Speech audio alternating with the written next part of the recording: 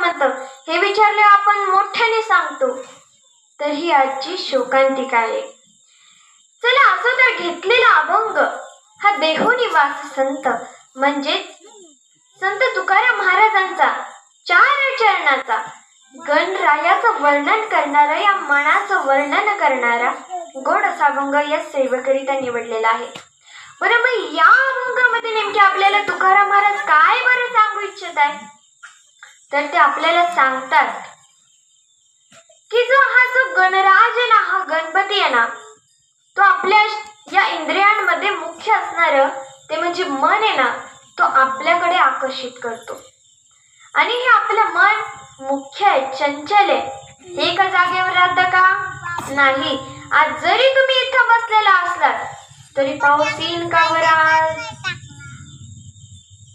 काय ते कुलूप लावलं का असेल मी घराला, जी म्हणजे वेगळ्याच गोष्टीचा विचार करतो. एवढं मन आपलं चंचल आहे. आणि या मनाला ताब्यात ठेवणं हे सगळ्यात अवघड काम आहे. आणि हे ताब्यात ठेवणं आपल्याला भाग पडतं, आणि ते आपण ताब्यात ठेवलं देखील पाहिजे मन. हे तुकाराम महाराज मोगम सांगतात का?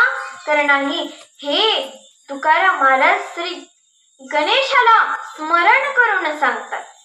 म्हणजे हाच या अभंगाचा सरळ सरळ भावार्थ आहे. अशा प्रकारे या अभंगामध्ये आपल्याला तुकाराम महाराजांनी सांगितलेलं आहे. अहो काय भारी नियोजन आहे. जरी वस्तीवरचं प्रवचन असलं तरी देखील खूप मोठं नियोजन आहे. तुम्ही देखील छान प्रकारे जमला आहात. तुम्ही सगळे श्रोते जण देखील मोठे आहात, परंतु प्रवचनकार महाराजच फक्त छोटे येतात. नियोजन खरंच खूप भारी केलंय. तर ही प्रवचनरूपी सेवा ही गौतम महाराज डोंगरे यांच्या परिचयातून, जगताप महाराज यांच्या परिचयातून आले. अहो त्यांचा दररोज कॉल यायचा, आज मातकुळीला नेमकी आजच प्रवचन आहे. अचानकच सांगितलं त्यांनी पण. म्हणजे या ठिकाणी येण्याचा योगायोग आज आला. काल खरं तर तारीख होती.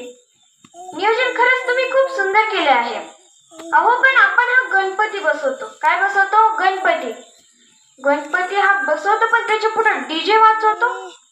अहो कितीतरी लोकांना, कितीतरी वयोवृद्ध माणसांना त्या आवाजामुळेच त्रास होतो. अहो डीजे तर बसवतो, पण काय गाणे त्याच्यावर. पाखरा आजाद केलं तुला. आपणचं विषय हार्ड आहे.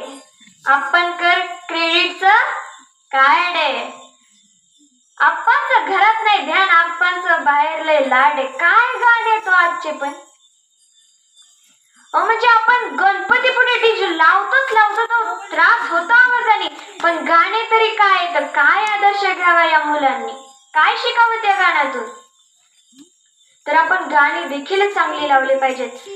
खरंच तुम्ही कौतुक करावं तेवढं तुमचं कमी आहे. तुम्ही डीजे न लावता, त्याला पैसे न देता या ठिकाणी प्रवचन हरी कीर्तनाचा कार्यक्रम ठेवला.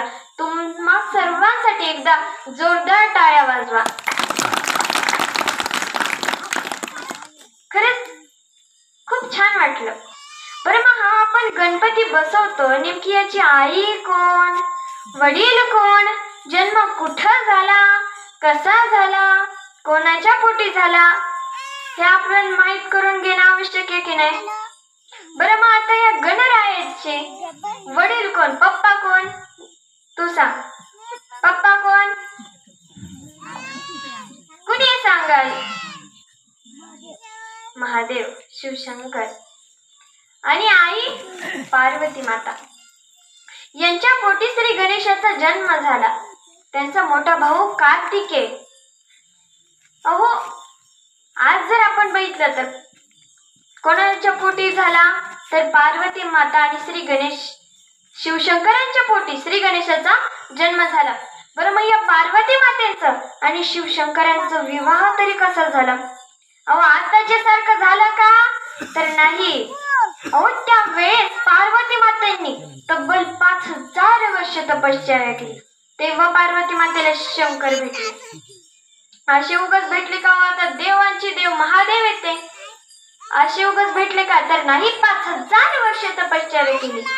पण आता शंकराला तपश्चर्या करावी लागते पैशाची. आता पैसे तर जवळ असणं गरजेचं आहे. त्या मधल्या पुजारी त्याला तर पैसे द्यावंच लागते. तर आता तुम्ही डोके खाजीत बसला असता, पुजारी कोण गड्यान त्याला पैसे कस काय एवढे? तर पुजारी म्हणजे एजंट. आता लग्न जमवायला त्या एजंट पहिला पैसे खातो 2-4 लाख रुपये, मग कुठेतरी पोरगी भेटती. ती 2-4 दिवसामध्ये कुठं ती मिस कॉलवर मिस कॉल आणि बसती. शंकर आला दमून, त्याला चहाचा पत्या नाही, जेवायला नाही. 2 शब्द बोलले की जी पिशी भरी ती की निघती माहेराला 2 दिवसात. अहो असंच एक सत्य घटना बरं का. अशीच एक पार्वती एजंटला पैसे देऊन एका गड्याने जमिलं. मग काय लग्नाच्या आधी ती पण दररोज मिस कॉल वर मिस कॉल द्यायची, कारण तिला माहित होतं आपल्या घरामध्ये चांगलं फ्रीज येणार आहे, चांगले भांडे येणार आहेत, म्हणून ती मिस कॉल वर मिस कॉल आणायची त्या शंकराला. मग काय लग्न जमलं, 7 फेरे घेतले, शेवटी वाट लावण्याची वेळ आली. आता मला सांगा, तुम्ही महिला मंडळ सासरी जाताना तुम्ही रडला होता की नव्हता? रडला होता ना? मोठ्याने सांगा की मग. रडला होता ना? तर रडला होता असं कुणीच नाही की जे रडलं नसेल. प्रत्येक जण रडल्या होत्या. परंतु ती पार्वती, ती बाई हलना डुलाना रडाना पडाना, तिच्याच गळ्यामध्ये पडू पडू सगळेजण रडत होते.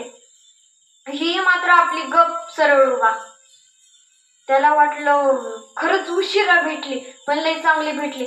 आपल्या आई वडिलांना सोडून चालली तरी सुद्धा हलाना डुलाना रडाना, काय प्रेम करते माझ्यावरती. खरंच पैसे तिकडे जाऊ दे, परंतु चांगली भेटली.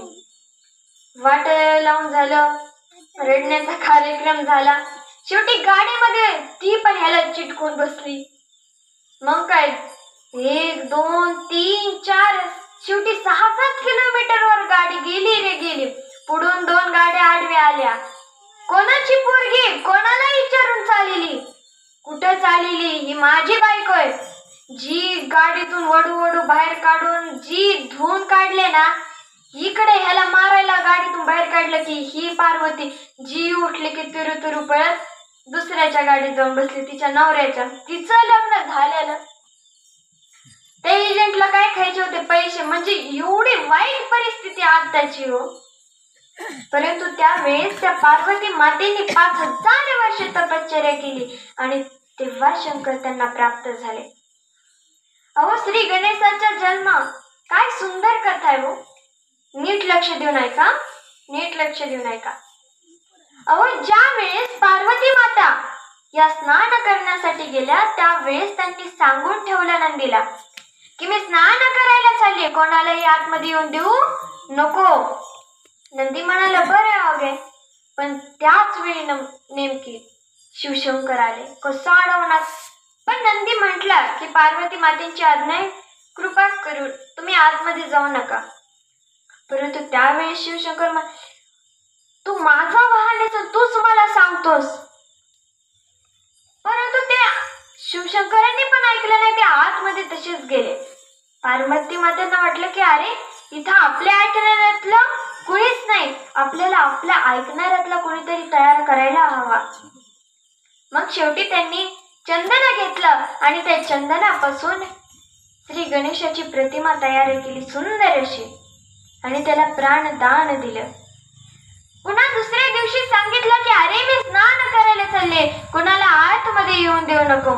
श्री गणेश म्हणाले बरे, आणि ते देखील त्या ठिकाणी थांबले. तेव्हा काही शिवगण आले. शिवगण आत जाण्यासाठी निघले. ते म्हणाले अरे तू कैलाश पर्वतावरचा नाहीये. आता ते वेळेस ते पहिल्यांदाच आले होते त्या ठिकाणी. पहिल्यांदाच सगळेजण त्यांना पाहत होते. मग शिवगण म्हणाले पार्वती मातेची आज्ञा तू कोण सांगणारा? तू तर इथलचा कोणीच नाहीये.